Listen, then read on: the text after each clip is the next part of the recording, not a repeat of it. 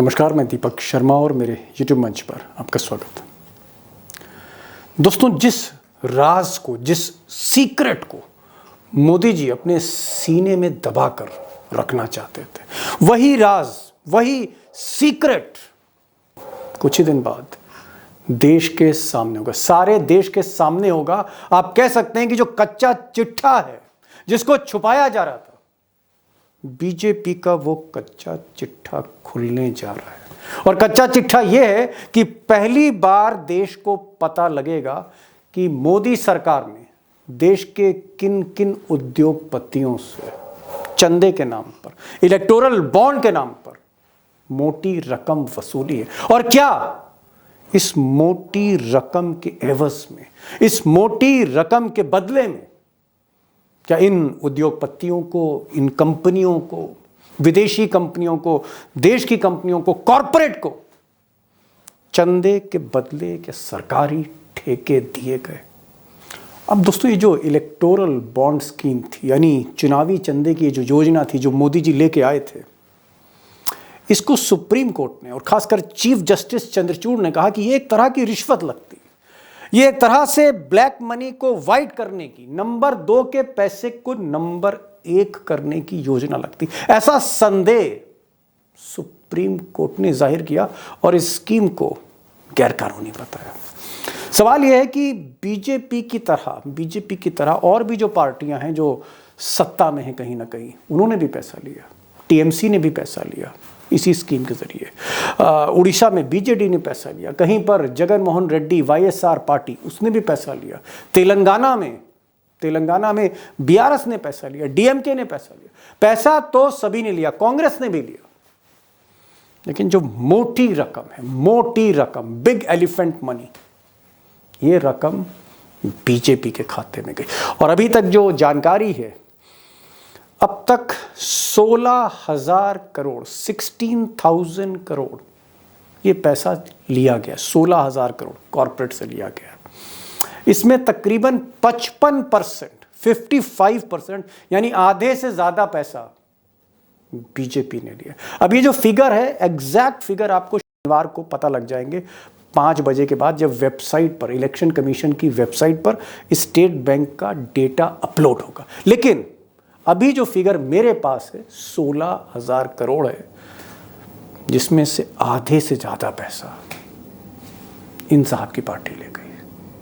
अब दोस्तों, असली खबर यह है कि जब से सुप्रीम कोर्ट ने आज स्टेट बैंक से कहा कि आप अगले 24 घंटे के अंदर सारा डेटा, सारा बही खाता जो इलेक्टोरल बॉन्ड का है 16,000 करोड़ के आसपास, ये सारा डेटा आप इलेक्शन कमीशन को दें और इलेक्शन कमीशन इसे अपनी वेबसाइट पे अपलोड कर दे कि पूरा देश देखे, तब से मोदी सरकार में हड़कंप मचा हुआ है।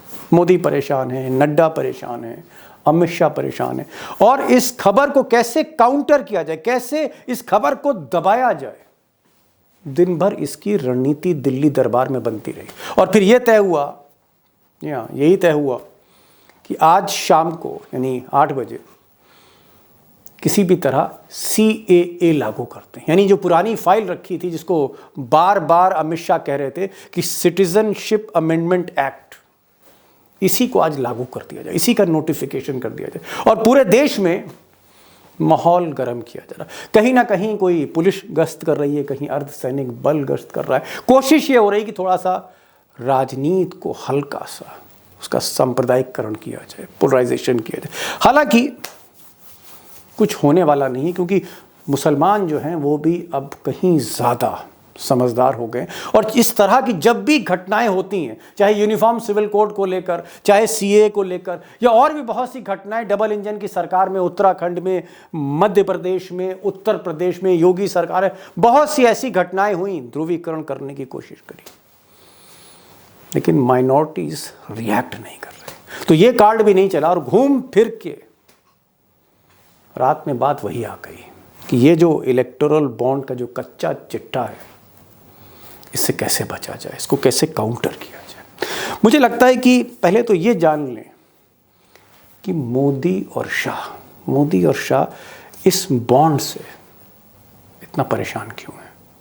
अब दोस्तों, ये जो डेटा है, इलेक्टोरल बॉन्ड का जो डेटा है जो अपलोड होगा वेबसाइट पे, उससे एक बड़ी बात जो सामने आएगी वो ये है कि किन कंपनियों ने देश और विदेश की किन कंपनियों ने सरकार को चंदा दिया, कब दिया और कितना दिया। और नंबर 2 कि इस चंदे के बदले में क्या सरकारी ठेके, क्या बड़े प्रोजेक्ट इन कंपनियों को दिए गए, क्या ये चंदे के बदले धंधा था। ये चीज़ ब्लैक एंड वाइट में सामने आ सकती है जब डेटा एक्सपर्ट इस डेटा को खंगालेंगे, फिर राज खोलेगा। इससे थोड़ी सी सरकार घबराई हुई है। दूसरी चीज़, क्या कई ऐसी शेल कंपनियां हैं, फ्रंट कंपनियां, वो अडानी की भी फ्रंट कंपनी हो सकती है, वो अंबानी की भी फ्रंट कंपनी हो सकती है, वो किसी गुजरात के शेयर मार्केट के दलाल की भी फ्रंट कंपनी हो सकती है। क्या फ्रंट कंपनियों के ज़रिए, शेल कंपनियों के ज़रिए बाहर से, विदेश से या देश से क्या चंदा दिया गया सरकार को, वो चाहे राज्य सरकार हो कहीं की या केंद्र सरकार हो, क्या सरकारों को चंदा शेल कंपनियों के ज़रिए दिया गया, छोटी मोटी फ्रंट कंपनियों के ज़रिए दिया गया। और दोस्तों, जब बड़े बड़े धन्ना सेठों की, बड़े बड़े ठेकेदारों की, उद्योगपतियों की जो फ्रंट कंपनियां हैं, इनके नाम जब सामने आएंगे, जिनके थ्रू पैसा दिया गया, चंदा दिया गया करोड़ों रुपए का, कई हज़ार करोड़ का, तो फिर एक बात और सामने आएगी। क्या काले धन को, क्या ब्लैक मनी को व्हाइट मनी किया जा रहा था? क्या यह धंधा किया जा रहा था? क्या ब्लैक मनी पार्टी को दिया जा रहा था इलेक्टोरल बॉन्ड के जरिए और उसको व्हाइट मनी किया जा रहा था? क्या यह रैकेट चल रहा था? क्या यह एक स्कैम था? क्या यह एक ऐसा कच्चा चिट्ठा है जब खुलेगा तो कई पार्टियां बेनकाब होंगी? And one of the biggest party could be BJP. TMC भी हो सकती है, साउथ की भी कोई पार्टी हो सकती है। लेकिन मैंने पहले भी कहा ना कि सबसे ज़्यादा चंदा, जो मोटी रकम है, मलाई, वो बीजेपी ने खाई है। अब दोस्तों, एक और बड़ा राज खुलेगा, और वो राज ये है कि जिन कंपनियों पर कॉरपोरेट घरानों पर ईडी के छापे पड़े, इनकम टैक्स के छापे पड़े, पैसा बरामद हुआ, क्या उन कंपनियों ने भी पार्टी को चंदा दिया? और चंदा देने के बाद छापे रोक दिए गए, फाइल बंद कर दी गई। ये भी डाटा बोलेगा। डाटा जब सामने आएगा तो ये भी पता लगेगा। और एक और दुखती रग, जी हाँ, एक और दुखती रग जो सरकार की हो सकती, वो ये है कि क्या विदेशी कंपनियों के साथ साथ चाइनीज कंपनी, चाइना की कंपनियां, उन्होंने भी पॉलिटिकल पार्टीज को चंदा दिया है? और क्या ऐसा चंदा बीजेपी के भी खाते में गया है? बहुत बड़ी दुखती रग होगी। अगर ये राज खुलता है 2-4 दिन बाद, तो फिर इलेक्शन में पब्लिक को फेस करना बहुत से नेताओं के लिए बड़ा मुश्किल होगा, और मोदी जी को इसकी काट ढूंढनी पड़ेगी, इसीलिए वो परेशान हैं।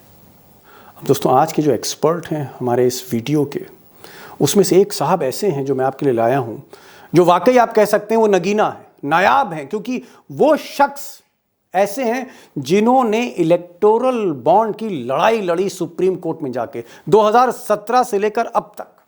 या एडीआर संस्था के founder trustee professor Jagdeep Chhokar साहब आज हमारे साथ होंगे, और उन्हीं की संस्था ने ये लड़ाई लड़ी इलेक्टोरल बॉन्ड की। उन्हीं की संस्था ने सुप्रीम कोर्ट में जाके कहा कि ये नंबर 2 के पैसे को नंबर 1 किया जा रहा है, ये गलत है, लोकतंत्र में ऐसा नहीं होना चाहिए। जो वोटर है, जो जनता है, उसको अधिकार है कि उसको पता लगे कि जिस पार्टी को वो वोट दे रहा है, वो पार्टी क्या गलत तरीके से पैसा ले रही है, और अगर पैसा ले रही है तो किससे ले रही है। चंदे का हिसाब किताब वोटर को पता होना चाहिए। Professor Jagdeep Chhokar, Indian institute of management Ahmedabad, IIM Ahmedabad के डायरेक्टर इंचार्ज रहे प्रोफेसर है, जाने माने सोशल एक्टिविस्ट, ये आपके साथ होंगे, इनसे बात होगी।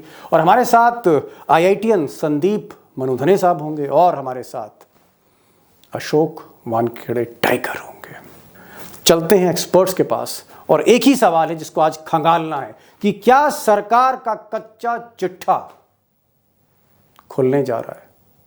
मेरा पहला सवाल प्रोफेसर साहब आपसे, आपको लग रहा था जब ये लड़ाई आपने शुरू करी इलेक्टोरल बॉन्ड को लेकर, आपको लग रहा था कि एक ऐसा दिन आएगा जब ये इलेक्टोरल बॉन्ड पर ये सारा जो खेल है इसका पर्दाफाश होगा और 15 मार्च को सारे आंकड़े, सारा डेटा, किसने पैसे दिए, किसने पैसे लिए, पहली बार देश के सामने होगा।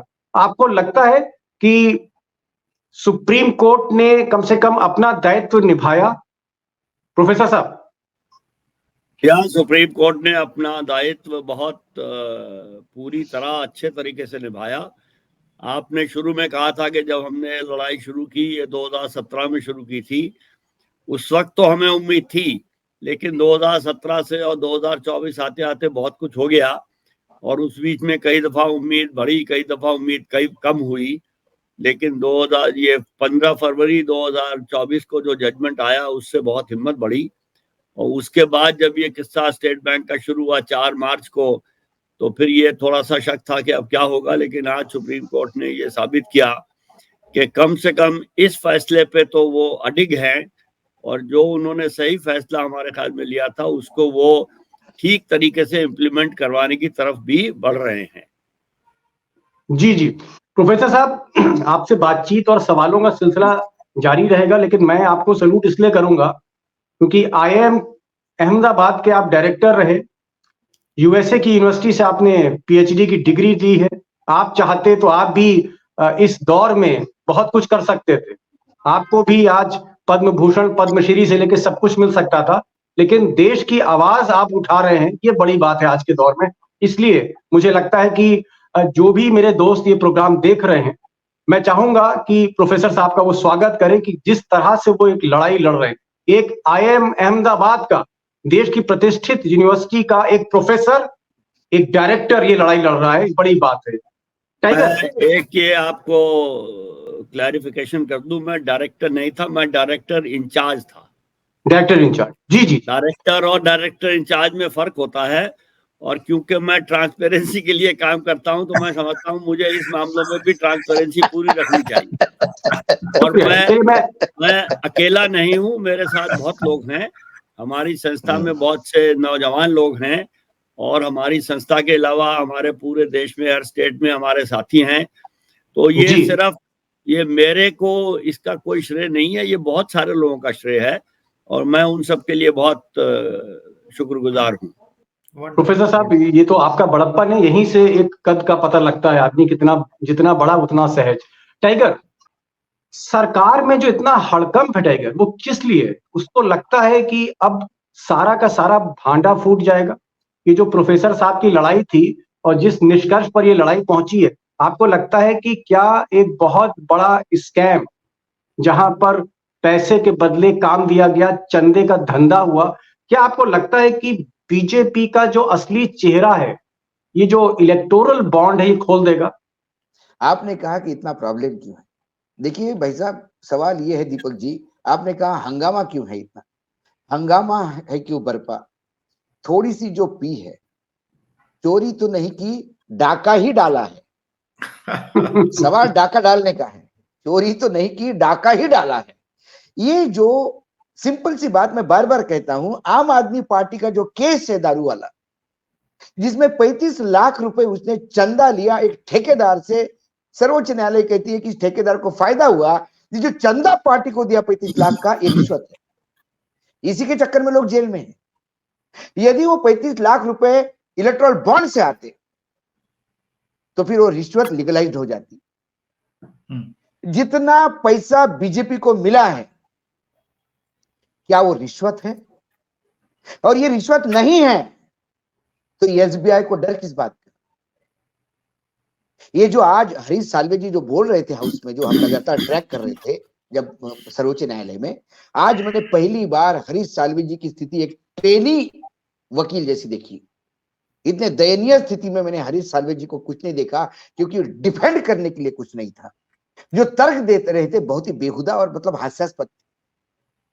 और आज सर्वोच्च न्यायालय ने दिखा दिया। देखिए, ये पैसा दिया, यदि बॉन्ड गए चलो ठीक है, इलेक्टोरल बॉन्ड गए इट्स वेरी गुड, ट्रांसपेरेंसी आप कहते हैं कि चलो ठीक है भाई, लेकिन ये बॉन्ड अब लोग कहते हैं कि भाई आधा अधूरा। मेरा एक जगह एक पत्रकार मुझसे कह रहा था कि आधा अधूरा फैसला हुआ, ये पता होना चाहिए था किस पार्टी ने किस पार्टी को दिया।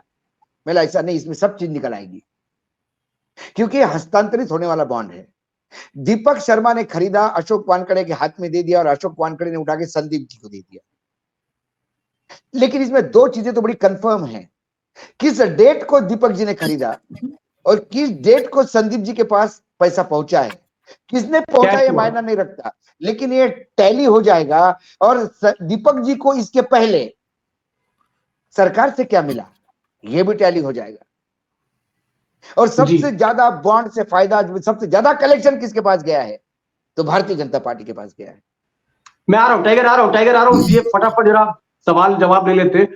संदीप जी, संदीप जी आप IITian हैं, दिल्ली IIT से आपने जो है पढ़ाई की है। मैं एक चीज जानना चाह रहा था बहुत संक्षेप में, बहुत सहजता और सिंप्लिसिटी के साथ। सपोज करिए अडानी ने या अंबानी ने, रिलायंस ने कुछ पैसा मोदी जी की पार्टी को दिया और मोदी जी की पार्टी ने वो पैसा कैश किया, क्या अब इसका पता लग सकता है? क्या ऐसे सॉफ्टवेयर हैं?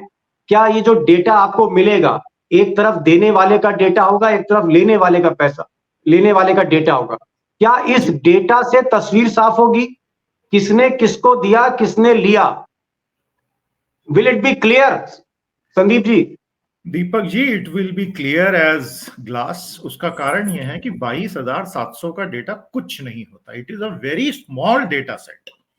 डेटा एनालिसिस जो लोग करते हैं, अगर आप मुझे 22 लाख या 2 करोड़ 20 लाख डेटा पॉइंट देते तो मैं कहता 2-4 दिन का समय लग जाएगा, थोड़ा आप समय दीजिए एनालिसिस करने के सॉफ्टवेयर्स में। 22,000 डेटा पॉइंट्स एक MBA के फाइनल ईयर में जो अपनी थीसिस सबमिट करता, वो आदमी इस तरह के सर्वे में 22,000 के डेटा पॉइंट यूज कर लेता है। उसके लिए सिर्फ MS Excel सॉफ्टवेयर ही काफी है। आपके पास एक डेटा है कि किसने बॉन्ड खरीदा, वो डेटा तो KYC के साथ डेट वाइज जारी होगा। और दूसरी तरफ किसने बॉन्ड इनकैश कराया, किस पॉलिटिकल पार्टी ने, और वो भी SBI की ब्रांचेस में ही है। ये भी बहाना नहीं बना सकते कि भाई किसी भी नेशनलाइज, वो तो सिर्फ SBI में है ना। हाँ, वो ये बहाना बना रहेंगे भी इतने सारी ब्रांचेस है ये वो, लेकिन अल्टीमेटली तो सब कुछ सेंट्रलाइज है, हम समझते हैं। डेटा मैचिंग करना मुश्किल से 1 दिन का काम है। ये दोनों डेटाबेस आएंगे, आप उसको फीड कीजिए, अनेक ऐसे फंक्शंस होते हैं जिससे आप बिल्कुल मैचिंग कर सकते हैं। हाँ, इसमें बीजेपी शायद ये रुक अपना सकती है कि ये मैचिंग जो आप लोग कर रहे हो ये गलत है, वो उसको मानने से इनकार कर सकती है कि ये SBI ऑथोराइज मैपिंग नहीं है, इलेक्शन कमीशन ऑथोराइज मैपिंग नहीं है, ये तो आपका इंटरप्रिटेशन है। ऐसा करके they can try to create a fog over that analysis, और इस बीच वो ये उम्मीद करेंगे कि चुनाव की घोषणा हो जाए तो फिर उसकी डुगडुगी बजाते हुए इस मामले को दबा के आगे निकल जाए। लेकिन ऐसा करने में वो सक्षम नहीं हो पाएंगे क्योंकि मामला बहुत बड़ा है। और देखिए होगा क्या कि जो बहुत बड़े डोनर्स हैं, जिन्होंने दसों करोड़ या सैकड़ों करोड़ के डोनेशन दिए होंगे, उनमें अगर कुछ विदेशी कंपनियों के नाम आते हैं तो वो मामला बहुत सेंसिटिव होगा। जी प्रोफेसर छोकर, दो एक छोटे छोटे सवाल आपसे पूछना चाहूंगा। एक जो संदीप जी ने कहा IITian है और डेटा को समझते हैं, सॉफ्टवेयर को समझते हैं, इनका कहना है कि अगर इस तरह के सॉफ्टवेयर हैं कि देने वाले की अगर तारीख हो, देने वाले का नाम हो, अमाउंट हो, किसने किस तारीख को कितना पैसा दिया और लेने वाले ने किस तारीख को कितना पैसा लिया, इसकी मैचिंग हो सकती है, इसकी मैचिंग हो सकती है। आपको लगता है कि जो असली डोनर हैं जिनको छुपाया जा रहा है, या स्टेट बैंक छुपाना चाहती थी या मोदी जी या अमित शाह छुपाना चाहते थे, वो राज खुलने वाला है? आपको उम्मीद है प्रोफेसर साहब? उम्मीद नहीं है, मुझे यकीन है कि वो राज खुलेगा। और जो संदीप जी ने कहा ये बड़ी बिल्कुल सही बात है। और हमारे साथ भी मेरे जो एक साथी हैं जिनका ये ADR सेटअप करने का ओरिजिनल आइडिया था, वो भी IIT दिल्ली के ही पढ़े हुए हैं और उन्होंने IIM अहमदाबाद से MBA किया था और फिर जाके MIT Massachusetts institute of technology से PhD किया हुआ है। तो ऐसे लोग तो ADR के फाउंडर में हैं, तो इसको मैचिंग करने में तो कोई दिक्कत है ही नहीं। तो ये मैचिंग होगी और बड़ी आसानी से होगी। लेकिन मैं एक बात और बता दूं आपको कि इस मैचिंग में बीजेपी की तो इंफॉर्मेशन निकलेगी ही, लेकिन इस मैचिंग में सारे राजनीतिक दलों की इंफॉर्मेशन निकलेगी। और उसके बाद जो राजनीतिक युद्ध होगा कि एक पार्टी दूसरे पार्टी में गलती निकालेगी और दूसरी पार्टी तीसरे में निकालेगी और तीसरी चौथी में और चौथी पहली में। तो वो राजनीतिक एक युद्ध होगा, उसमें हम लोग देखेंगे क्या कर सकते हैं क्या नहीं। हमारा तो ये इरादा है कि सब पॉलिटिकल पार्टियों को जहां से पैसा मिलता है, जितना पैसा मिलता है, वो पब्लिक की नॉलेज में होना चाहिए। 100%। क्योंकि जब तक राजनीतिक दलों की वित्तीय पारदर्शिता नहीं होगी और उनमें आंतरिक लोकतंत्र नहीं होगा, हमारे देश में लोकतंत्र नहीं हो सकता। टाइगर, प्रोफेसर साहब कह रहे हैं, जिनके पास हिंदुस्तान की बड़ी जबरदस्त टीम है, कई IITians हैं, IIM अहमदाबाद के लोग हैं, सॉफ्टवेयर इंजीनियर्स, एक बड़ी फौज लेके चल रहे हैं। प्रोफेसर साहब ये कह रहे हैं कि भाई मैं तो डेटा सारा एनालिसिस करवाऊंगा, मुझे पहले डेटा चाहिए था, अब मैं डेटा का एनालिसिस करूंगा। तो चोरी तो पकड़ेंगे, आप कह रहे हैं डाका है। मैं एक चीज जानना चाह रहा था टाइगर, क्या करप्शन का सबसे बड़ा खेल सामने आने वाला है? क्या आप ये कह सकते हैं कि जब ये डेटा सामने आएगा, इसको कोरिलेट किया जाएगा, इसको डाइसेक्ट किया जाएगा, इसकी एनालिसिस होगी, तब क्या बहुत कुछ पता लगने वाला है कि पैसा लेके काम चल रहा था? बिल्कुल पैसा लेके काम चल रहा था। कैसा ये हाका लगाते थे एजेंसियों से, और एजेंसियां ला के मुर्गे इनके सामने रखती थी और ये हलाल करते थे। ये सारा आ जाएगा, और ये लीगल करवाते थे और सीना चौड़ा होके कहते हैं कि हम प्राणी मां, मैं तो, मेरा कोई परिवार नहीं, 143 करोड़ लोगों का परिवार है। एक सुदामा ने, देखिए सर्वोच्च न्यायालय ने जब ये निर्णय दिया 15 फरवरी को, तो कितनी आग लग गई प्रधानमंत्री जी को। प्रधानमंत्री जी ने अपने भाषण में कहा कि यदि आज सुदामा श्री कृष्ण के पास आके कुछ पोटली दे देता है चावल की उसके हाथ में, तो सर्वोच्च न्यायालय में लोग पूछते कि भैया क्या दिया। अब पूरा देश जानना चाहता है कि भगवान श्री कृष्ण को सुदामा ने क्या क्या दिया। ये जो मेरे सुदामा है कलयुग के, ये कितने अरबों के लोग हैं। वो जो चावल दिया वो कितने अरबों का था, सोने का था, हीरे का था। देश जानना चाहता है अभी, और देश जानेगा, क्योंकि आंकड़े देश के सामने होंगे। तो भ्रष्टाचार की इनकी लड़ाई नंगी हो जाएगी। ये जो बोलते हैं भ्रष्टाचार की लड़ाई हम लड़ रहे हैं, ये बात तो अलग है कि भ्रष्टाचारियों को गले लगा के भ्रष्टाचार की लड़ाई लड़ते हैं, लेकिन ये खुद लेने के चक्कर में ऐसा ही कुछ फैसला PM केयर फंड में भी आना चाहिए। वहां पे भी ऐसा ही गाला है। और ये खासकर विदेशी से आने वाला पैसा और ये शेल कंपनियों से आने वाला पैसा, बहुत शेल कंपनियां कर रहे थे प्रधानमंत्री जी। अब आने दीजिए, आंकड़े समझने के सामने पता पड़ जाएगा। एक छोटा सा सवाल, उसके बाद मैं लास्ट राउंड पे जा रहा हूं। क्या आपके पास इनपुट है, क्योंकि आप सरकार को बहुत करीब से देखते हैं, क्या आपके पास इनपुट है कि कुछ चाइनीज कंपनियां भी हो सकती हैं जिन्होंने चंदा दिया हो? अरे बाबा, जब चाइनीज कंपनियां विवेकानंद फाउंडेशन में दे सकती है, चाइनीज कंपनियां PM केयर में दे सकती है, तो चाइनीज कंपनी ने आने दिया होगा ऐसा सोच ही नहीं सकते। सबसे ज्यादा बेनिफिशियरी क्या है? एक तरफ स्वदेशी मूवमेंट चला के, मेक इन इंडिया मूवमेंट चला के आप रोज देश को मूर्ख बना रहे हो, और चाइना के खिलाफ दुश्मनी खड़ी कर रहे हो कि चाइना के माल की होली करो। स्वदेशी मूवमेंट उधर चलाते हैं और आप इधर चाइना से टाइप पे टाइप किए जा रहे हो, चाइना को ऑर्डर पे ऑर्डर दिए जा रहे हो, चाइना से इंपोर्ट पे इंपोर्ट किए जा रहे हो। किसको मूर्ख समझते हैं आप? Chinese company. ये सारा अंडरहैंड डीलिंग क्या होता है, ये सारा सामने आ जाएगा। सब दूध का दूध पानी का पानी हो जाएगा। दूध का दूध पानी का पानी होगा, पिटारा खुलेगा। संदीप जी, एक चीज और आपसे पूछना चाह रहा था।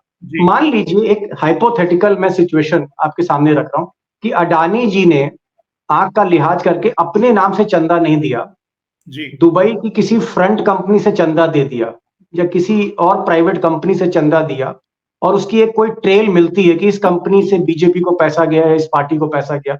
क्या आप धीरे धीरे डेटा एनालाइज करके, क्या ये पॉसिबल है कि उस कंपनी का ये पता लगे कि ये शेल कंपनी है, कहीं ना कहीं कोई तार जुड़ सकते हैं?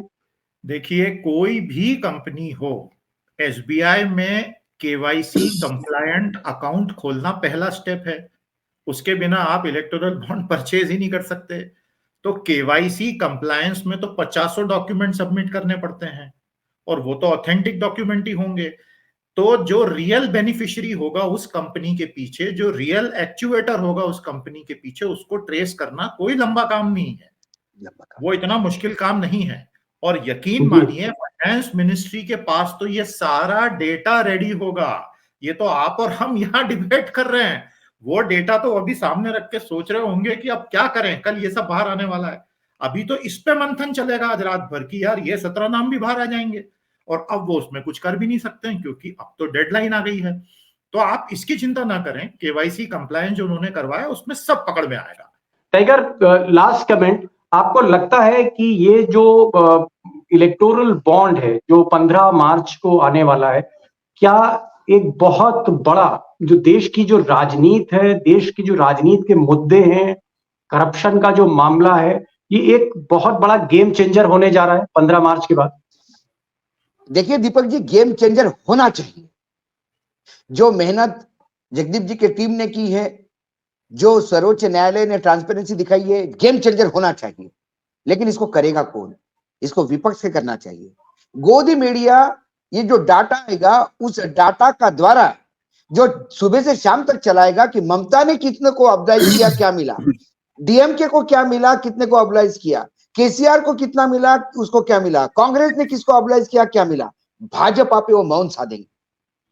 ऐसे में विपक्ष इसको कितना तान सकता है, कितना बड़ा मुद्दा बना सकता है, तो ये मूवमेंट खड़ा कर सकता है। लेकिन विपक्ष को करना होगा। क्या विपक्ष ये कर पाएगा, ये सवाल है। दूसरी तरफ इतनी मोटी गेंडे की चमड़ी है सत्ताधीशों की कि उनको कोई फर्क नहीं पड़ता। आप बताइए, मणिपुर जैसा इश्यू चुप साध गए, कई मामले चुप साधते हैं। अजित पवार पे सवाल पूछो, बोलते ही नहीं। महिला खिलाड़ियों का उत्पीड़न हो गया, बोलते ही नहीं। उनके पार्टी में गुंडे बदमाश दिन दहाड़े क्या काम करते, कुछ बोलते नहीं। आप मणिपुर की महिलाओं को मिलने नहीं जाते, लेकिन आप संदेश खली की महिलाओं को मिलने जाते हैं। वो संदेश खली एक छोटा क्षेत्र है बंगाल का, जो गलत हुआ हम उस महिलाओं के साथ हैं, लेकिन पूरा मणिपुर जल रहा है, आपके पास टाइम नहीं है। तो ये मोटी चमड़ी के हैं, इनको फर्क नहीं पड़ता, क्योंकि इनको एक ऐसा लगता है कि एक जनता मूर्ख है। उन्होंने भारत के मतदाताओं को मूर्खता का ताज पहनाया हुआ है कि मैं बोलूंगा, लोग मेरे पीछे आएंगे। समय आ गया है मतदाताओं को जवाब देने का। समय आया है इस देश की जनता को ये बताने का, अशिक्षित हो सकते हैं, पीड़ित हो सकते हैं, आधे पेट हो सकते हैं, नंगे हो सकते हैं, लेकिन मूर्ख नहीं। यदि इतना नंगा नाच चलोगे, इतने लूट खसोट करोगे, तो फिर ये जनता चुप नहीं रहेगी, क्योंकि किसी ने अपनी एफडी तोड़ के नहीं लाई, किसी ने खेत बेच के इस देश के लिए कुछ नहीं किया है। ये देश के पैसा है, टैक्स पेयर्स का पैसा, इसकी जवाबदेही देनी पड़ेगी। अशोक वानखेड़े साहब का कहना है कि डेटा जब आएगा, तस्वीर साफ होगी और बीजेपी पर बहुत से इस तरह के मामले सामने आएंगे, तो गोदी मीडिया उसको छुपाती है, दिखाती है, क्या करती है, ये देखना होगा। लेकिन एक बात बड़ी कही उन्होंने कि अब जनता को इन मुद्दों को आगे ले जाना है। ये जो डेटा है ये सामने आना चाहिए, और कहीं ना कहीं विपक्ष की भी जिम्मेदारी है। और मैं एक बार फिर से प्रोफेसर जगदीप छोकड़ साहब को बहुत बहुत दिल से धन्यवाद दूंगा कि उन्होंने ये लड़ाई 2017 से वो लड़ रहे थे, और आज इस शो में उन्होंने समय दिया, ये एक बहुत बड़ी बात है। प्रोफेसर साहब, आप ऐसे ही काम करते रहिए, देश के लिए आपकी टीम करती रहे। हमारी तरफ से बहुत बहुत बधाई, बहुत बहुत शुक्रिया आप यहाँ पर आए। टाइगर आपका शुक्रिया, संदीप साहब आपका शुक्रिया। Thank you so much all of you for joining this programme.